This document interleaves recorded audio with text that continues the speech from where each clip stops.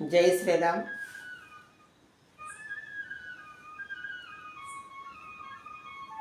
భగవద్గీత. మరి నేను ఇప్పుడు పాడి వినిపించాలనుకుంటున్న శ్లోకము 2 శ్లోకాలు కలిపి ఒకటే దగ్గర ఉన్నది. అందులో ఆ 2 కూడా ఒక్కసారి పాడి వినిపించవలసిన అవసరం ఉంది.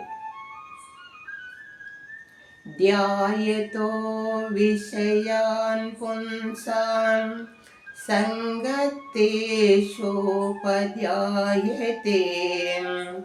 సంగా సంధ్యాయతే కామః క్రామా క్రోధో విజాయతే క్రోధా భవతి సన్మోహా సన్మోహా శృతి నిభ్రమః శృతిభ్రంశా బుద్ధినాశో బుద్ధినాశా ప్రణశ్యతి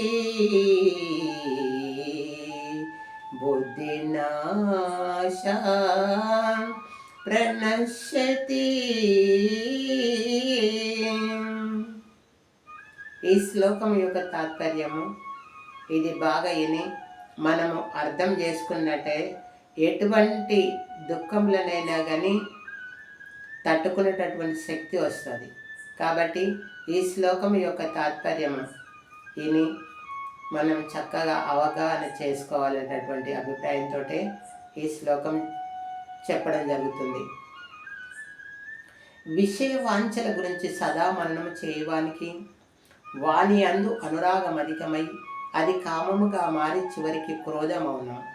క్రోధం వలన అవివేకము కలుగును. దీని వలన జ్ఞాపక శక్తి నశించి దాని ఫలితముగా మనుజుడు బుద్ధిని కోల్పోయి చివరకు అధోగతి చెందును. అయితే ఏదైనా ఒక దాని గురించి ఎక్కువగా ఆలోచించవద్దు. ఎక్కువగా ఆలోచిస్తే ఆ పని కాకుంటే దాని మీద కోపం వస్తుంది. క్రోధం అంటే కోపం వస్తుంది. ఆ కోపం వచ్చినప్పుడు మన లోపల ఉన్నటువంటిని జ్ఞాపక శక్తి నశించుతుంది. దానితోటి బుద్ధి ఖరాబ్ అయిపోతుంది. అప్పుడు ఏమవుతుందంటే బుద్ధి భ్రమించినప్పుడు విషయవాంఛల గురించి మతి భ్రమించిపోతుంది. అప్పుడు అతను అధోగతి చెందుతాడు అనేటటువంటి సిద్ధాంతాలు ఈ యొక్క శ్లోకం యొక్క తాత్పర్యం. కృష్ణం వందే జగద్గురు.